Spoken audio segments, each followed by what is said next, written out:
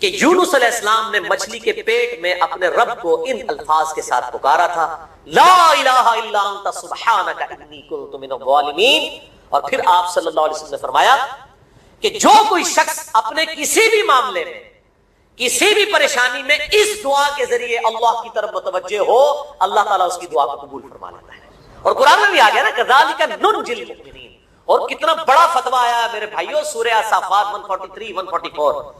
فلولا انہ کان من المسبحین، اگر یونس ہمیں ان الفاظ میں ہماری تسبیح نہ کرتا، للبث فی بطنہ الی یوم یبعثون، تو مچھلی کے پیٹ میں قیامت تک مچھلی کے پیٹ میں رہتا اگر اس طرح نہ ہمیں پکارتا.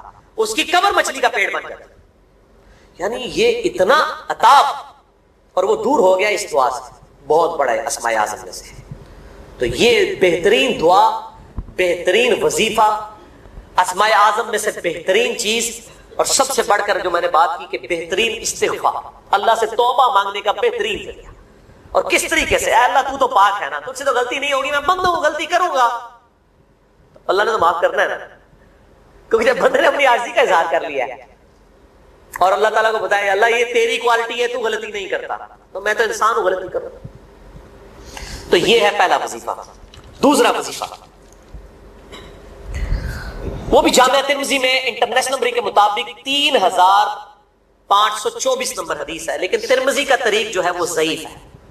یہ میں پہلے بتا دوں، امام ترمذی نے ساتھ لکھا ہے یہ روایت کمزور ہے، لیکن ضروری نہیں ہوتی کہ روایت اگر ترمذی میں کمزور ہے تو کہیں اور وہ روایت صحیح نہیں موجود ہے. اس کی صحیح سند المستدرک للحاکم میں انٹرنیشنل نمبر کے مطابق 1862 نمبر موجود ہے، اور سنن نسائی الکبریٰ میں 10492 نمبر ہے، اور مشکات میں بھی 2454 نمبر حدیث ہے انٹرنیشنل نمبر کے مطابق.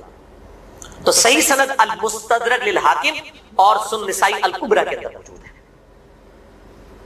اور وہ وظیفہ ہے انس بن مالک کہتے ہیں اور سعد بن ابی وقاص کہتے ہیں رضی اللہ تعالی عنہما وعلیہم السلام کہ آپ صلی اللہ علیہ وسلم کو جب کبھی کوئی تکلیف یا پریشانی پہنچتی تو آپ صلی اللہ علیہ وآلہ وسلم ہمیشہ ان الفاظ میں اپنے رب کو پکارا کرتے ہیں، یا حی یا قیوم برحمتک استغیث، اے خود سے زندہ ہر چیز کو تھامنے والے، میں تیری رحمت کے ساتھ تیری مدد کا سوال کرتا ہوں. استغیث بولیں گے نا الف کے ساتھ، حمزہ کے ساتھ، تو یہ سنگولر کا صیغہ ہوگا. اور اگر ہم بولیں گے نستغیث نون کے ساتھ تو یہ جمع کا صیغہ بن جائے گا. یہ میں اس لیے بتا رہا ہوں، لوگ پوچھ رہے ہوتے ہیں بعض جگہ لکھا ہوتا ہے جناب نستغیث، بعض جگہ لکھا ہوتا ہے استغیث، کیا کریے؟ وہ نستغیث جمع کا صیغہ بنا لیا جاتا ہے. جیسے دعا ہے سنن ابی داؤد میں اللہم اجرنی من النار، لیکن اگر جمع کا صیغہ بنائیں گے تو اللہم اجرنا من النار ہو جائے گا. اس طریقے سے دعائے قنوت کے الفاظ ہیں اللہم اہدنی فی من ہدیت، تو جمع کا صیغہ ہوگا اللہم اہدنا فی من ہدیت.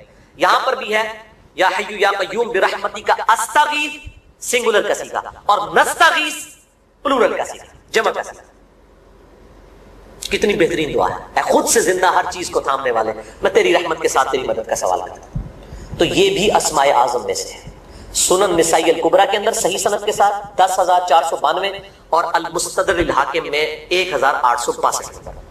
اب یہاں پہ میں ایک ضمناً بات بتا دوں سنن نسائی الکبریٰ کے بارے میں، چونکہ اکثر لوگ پوچھتے ہیں. میرے بھائیوں، ایک سنن نسائی وہ ہے جو کتب ستہ میں ہم پڑھتے ہیں، اس میں یہ کتاب لکھی ہے امام احمد بن شعیب نسائی رحمہ اللہ تعالی المتوفی 303 ہجری. کتب ستہ میں یہ ویسے 5ویں نمبر پہ گنی جاتی ہے، لیکن بخاری اور مسلم کے بعد دنیا میں سب سے صحیح ترین کتاب سنن نسائی ہے. سب سے کم ضعیف حدیثیں اس کے اندر ہیں. بخاری مسلم کے بعد تیسرا نمبر اس کتاب کا ہے. دنیا کی کوئی حدیث کی کتاب بخاری مسلم کے بعد صحیح نہیں ہے جتنی سنن نسائی ہے. سنن نسائی جو ہمارے پاس کتب ستہ میں ہے نا، اس میں ہے 5761 احادیث انٹرنیشنل نمبر کے مطابق. اور یہ ساری انٹرنیشنل کتابیں عربی میں، انگلش میں اور اردو میں ہماری ویب سائٹ اہل سنت پاک.com پہ فری اس کا PDF موجود ہے، آپ ڈاؤن لوڈ کر سکتے ہیں. 5000